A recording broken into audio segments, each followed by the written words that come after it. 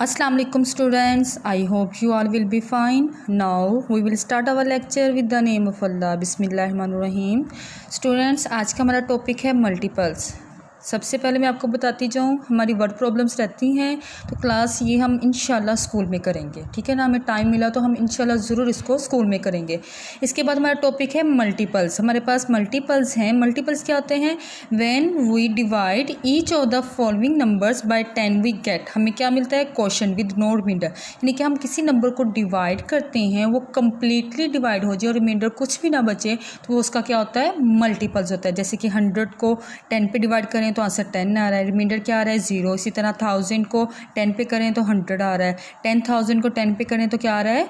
1000 आ रहा है। तो हेयर 100, 1000 एंड 10,000, ये जो आंसर हमारे पास ये चीज़ है are known as the multiple of 10। तो ये 10 के मल्टीपल है, यानी कि जो नंबर कम्प्लीटली किसी नंबर को डिवाइड कर देता है वो उसका मल्टीपल बन जाता है। दूसरे लफ्ज़ों में हम ये कह सकते हैं कि किसी नंबर का मल्टीपल्स वो होता है जो उसके टेबल में आता हो, यानी कि असल में हमारा जो टेबल होता है सीक्वेंस से 2s are 3s are 4s are 5s are, वही हमारा क्या होते हैं? मल्टीपल्स होते हैं। तो हम मल्टीपल की डेफिनेशन ये रीड कर सकते हैं। A multiple is there for a number which can divided by an other number. जिस मल्टीपल वो नंबर होता है जिसको हम किसी दूसरे नंबर पर डिवाइड कर सकते हैं विदाउट लिविंग एनी रिमाइंडर, यानी कि कुछ भी रिमाइंडर नहीं बचता, ठीक है ना। उससे हम उसको क्या कहते हैं? उसका मल्टीपल कहते हैं। मैं आपको यही कहूँगी आप टेबल्स करें मल्टीपल्स में, ठीक है। स्टूडेंट्स अब आगे देखें, एग्जाम्पल दे रहे हैं। 6 इज़ अ मल्टीपल ऑफ 2। क्या 6 2 का मल्टीपल है? चेक कर लेते हैं। 6 को 2 पर डिवाइड किया तो आंसर आ गया 3 रिमाइंडर 0। इस मीन 6 का मल्टीपल 2 का मल्टीपल 6 है। इस तरह 6 इज़ आल्सो मल्टीपल ऑफ 3। 6 3 का भी मल्टीपल है। क्यों? क्योंकि 3 2s आर 6, यानी कि 6 किस नंबर कौन कौन से नंबर है जो 6 को डिवाइड कर रहे हैं वो उसके मल्टीपल होते हैं, सेम एज फैक्टर, जैसे हम फैक्टर्स फाइंड करते हैं, ठीक है स्टूडेंट्स। ये हमारे पास मल्टीपल का कॉन्सेप्ट था। उसके अलावा हम कह सकते हैं all even numbers are multiple of 2। जितने भी इवन नंबर्स हैं वो 2 के क्या होते हैं?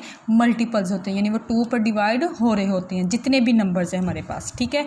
ये आपने रिमेंबर है हमारे पास, इसको याद रखना है। Multiples of a number are unlimited. जितने भी नंबर्स के मल्टीपल्स हैं वो अनलिमिटेड होते हैं, यानी आप मिलियन बिलियन कहाँ तक चले जाएं तो आपके पास कोई भी आप नंबर ले लें तो वो कहीं ना कहीं डिवाइड होता होगा किसी ना किसी नंबर पे, ठीक है। तो अनलिमिटेड होते हैं, यानी कि हमारे पास इनफाइनाइट होते हैं। Every number is a multiple of 1। Her number अपने यानी कि मल्टीपल ऑफ 1 ज़रूर होता है, यानी कि आपको पता है 1 हर नंबर को डिवाइड करेगा, ठीक है। तो 1 हर एक का ज़रूर होता है। चलिए आगे चलते हैं। हमारे पास है कॉमन मल्टीपल। अब कॉमन मल्टीपल क्या होता है? देखिए, जैसे हम फैक्टर ऑफ 24 लिखते थे, फैक्टर ऑफ 12 लिखते थे, इसी तरह हमने मल्टीपल्स ऑफ 2 लिखने हैं। 2 मल्टीपल्स का मतलब क्या है? 2 को कौन को डिवाइड करेगा? तो 2 को 2 डिवाइड करेगा। 2 2s आर 4। असल में मैंने आपको कहा था ना कि टेबल ही लिख देना है, तो ये देखिए टेबल मैंने लिख दिया। 2 2s are 4, 2 3s are 6, 2 4s are 8, 2 5s are 10, 2 6s are 12, 2 7s are 14, 2 8s are 16, 2 9s are 18, 9 तक। इस तरह 3 का टेबल मैंने लिख दिया, ठीक है ना, 30 तक। अब इसमें आप फोकस करें, ज़रा देखें गौर से, इसमें दोनों में क्या कॉमन आ रहा है? 6। जैसे हम पीछे निकाल देते फैक्टर्स में, फैक्टर्स निकाल देते कॉमन लेते थे, तो ये देखें ये कॉमन है, ये कॉमन है, ये कॉमन है। इसमें जो हाईएस्ट कॉमन था, हमने जब फैक्टर्स लिखे थे तो हमने उसका नाम दिया था HCF, यानी फैक्टर्स में जो सबसे हाईएस्ट कॉमन होता है वो क्या होता है? आपका HCF। लेकिन इसमें हमने फाइंड करना है LCM। तो क्या कहते हैं हम यहाँ पर कॉमन फैक्टर सिर्फ फाइंड करने हैं, तो यहाँ पे 6, 12 and 18 are the common multiples. ये क्या है? हमारे कॉमन मल्टीपल्स। जैसे हमने क्वेश्चंस में कॉमन मल्टीपल्स फाइंड आउट किए थे, ये आपने यहाँ से नहीं करना।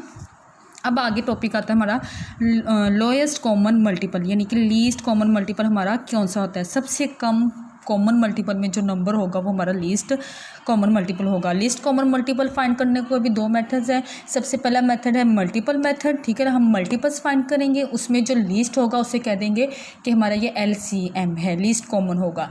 इस तरह प्राइम फैक्टराइजेशन मेथड है, सेम वही जो HCF का था। ये देखिए क्वेश्चन है मल्टीपल ऑफ 6 लिखे हैं, मल्टीपल ऑफ 8 लिखे हैं, ठीक है। इन दोनों में जो कॉमन आ रहे थे उनको सर्कल कर दिया। अब इसमें सबसे लीस्ट कॉमन कौन है? 24, यानी 24 और 48 कॉमन आए। इसमें सबसे छोटा कौन है मल्टीपल? 24। तो LCM ऑफ 6 and 8 इज़ 24। तो 6 और 8 का LCM क्या होगा? 24। ये तो है बाय मल्टीपल मेथड्स को फाइंड करने का तरीका। ये आपके एक्सरसाइज में नहीं है, ठीक है। ये सिर्फ यहाँ पे एग्जांपल से सॉल्व की हुई है। जो एक्सरसाइज में आप यानी कि इस चीज़ को करेंगे वो आप सिर्फ और सिर्फ यानी कि आपको क्वेश्चन नंबर 1, 2 and 3 ये करने में आपकी हेल्प करेगा। ये मल्टीपल वाला टॉपिक जो मैंने आपको भी समझाया है। बाकी जो आगे नेक्स्ट हमारा टॉपिक है वो आपको समझाती हूँ।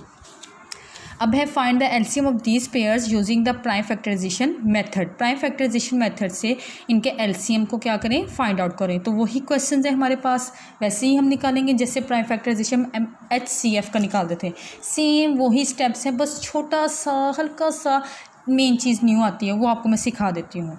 तो ये देखिए आपके पास है 18 and 24। वैसे ही हमने प्राइम फैक्टर निकालिए, सेम स्टेप जैसे आगे किया था। 18 के फैक्टर निकालिए और 24 के फैक्टर निकालिए। जब हमारे पास 18 और 24 के फैक्टर निकल आए, हमने लिख दिया prime factor of 18, prime factor of 24। Same वही स्टेप्स ना जो पीछे किए हमने। फिर हमने उसमें कॉमन फैक्टर निकालिए, ये भी वही स्टेप है। 2 3 are 6, ठीक है। 6 आ गया, ये भी क्या है? वही का वही, सेम लफज ब लफज आपका वही है। और यही हमारा क्या होता था? HCF, ध्यान रखिएगा इस बात का। लेकिन अब तो हमने फाइंड करना है LCM। तो उसके लिए हमने क्या करना है? कॉमन फैक्टर और साथ निकालने हैं नॉन कॉमन फैक्टर, यानी कि जो कॉमन फैक्टर नहीं है तो उसको हम यही लिखेंगे NCF mean non common factor, जो कॉमन फैक्टर नहीं है। तो देखिए जिनको सर्कल कर दिया उनको तो एक दफ़ा लिखा है। 2 टाइम्स था, सर्कल करने की वजह से वो 1 टाइम हो गया। 3 2 टाइम्स था, सर्कल करने से वो 1 टाइम हो गया। 2 3 are 6। अब जो कॉमन नहीं है तो ये कॉमन नहीं है, ये कॉमन नहीं और ये कॉमन नहीं है। तो हमने लिख दिया 3 × 2 × 2। 3 2s are 6, 6 2s are 12, 3 2s are 6, 6 2s are 12। तो ये हमारा आ गया 12। अब एलसीएम निकालने का फार्मूला ये है common factor multiply non common factor. यानी एलसीएम में असल में जो कॉमन आए होते हैं वो और जो नहीं कॉमन होते हैं उन सबको इकट्ठा कर लेना एलसीएम होता है, ठीक है ना। तो हम इकट्ठा ही करेंगे, हम common factor multiply by non common factor. तो ये common factor multiply by non common factor, उनको मल्टीप्लाई करवाया तो आंसर आ गया 72। तो ये है एलसीएम फाइंड करने का तरीका by prime factorisation method. Same HCF की तरह है, बस हल्का सा ज़्यादा आना है NCF से, ठीक है। सेम ऐसे ही B पार्ट है और C पार्ट है। स्टूडेंट्स हमारे क्वेश्चंस बहुत लंबे जा रहे थे, यानी कि इतने ज़्यादा ये लंबे जा रहे थे हमारे क्वेश्चंस के हम लोग कितने करते और ज़्यादा इसको कितना कर सकते थे। तो हमने यही सोचा कि ABC हम कर लेते हैं, जो DE and FF और प्रैक्टिस के लिए, सिर्फ और सिर्फ प्रैक्टिस के लिए हम इसको रफ रजिस्टर पे कर लेंगे, हम इसको नीट कॉपी पर नहीं करेंगे। तो मैंने आपको नोट दे भी दिया है और बोल भी दिया है वीडियो में। Do question number 4 DE and F by your self for more practice on rough register. यानी इन क्वेश्चंस की आप प्रैक्टिस करें और तो इसको आप रफ रजिस्टर में कर लें, क्योंकि मैं आपको हमेशा बताती होती हूँ कि आप सिर्फ समझा करें।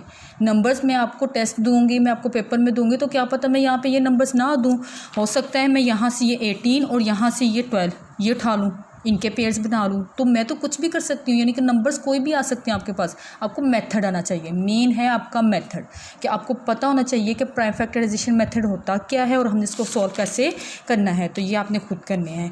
इसी तरह स्टूडेंट्स 3 नंबर्स हैं, 3 नंबर्स के भी ऐसे हम प्राइम फैक्टर निकालेंगे और उसमें कॉमन देखेंगे। अच्छा, इसमें ना जो 3 नंबर्स होते हैं ना, 3 नंबर्स में हम देखते हैं कॉमन फैक्टर जो 2 में होता है वही लेना होता है, लेकिन इसमें जो तीनों में हो वो कॉमन हो गया। ये तीनों में, ये तीनों में, ये तीनों में, ये दोनों डिफरेंट थे, इसलिए ये अलहदा से आगे, ठीक है। एक क्वेश्चन है आगे, मैं आपको समझा दूं। C पार्ट है कि हमने ये प्राइम फैक्टर निकाल लिया। अब आप देख सकते हैं मैंने लिखे भी हैं, मैंने कॉमन भी लिया, जो तीनों में कॉमन है वो भी निकाल लिए, जो 2 में उनको भी कॉमन निकाल दिया। ये सिर्फ और सिर्फ LCM के लिए होता है स्टूडेंट्स, HCF के लिए नहीं होता।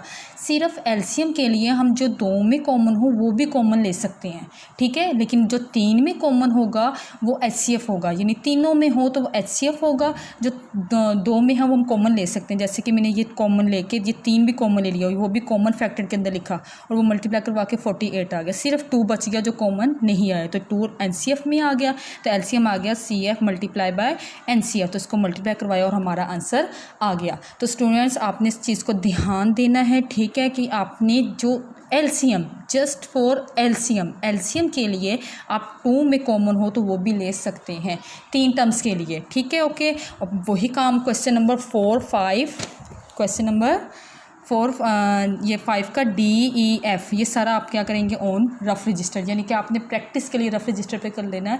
मैं आपको कॉपी पे नहीं करवा रही हूँ, आगे आपका काम बहुत ज़्यादा हो गया है, ठीक है ना, हमारा सिलेबस काफ़ी ज़्यादा हो गया। हो सकता है मैं आपको इसमें से दे दूँ, आपको सिर्फ मेथड पे फोकस करना है कि आपको मेथड आना चाहिए, ठीक है स्टूडेंट्स। और इसके अलावा स्टूडेंट्स आपके पास जो होमवर्क है उसको भी देख लें।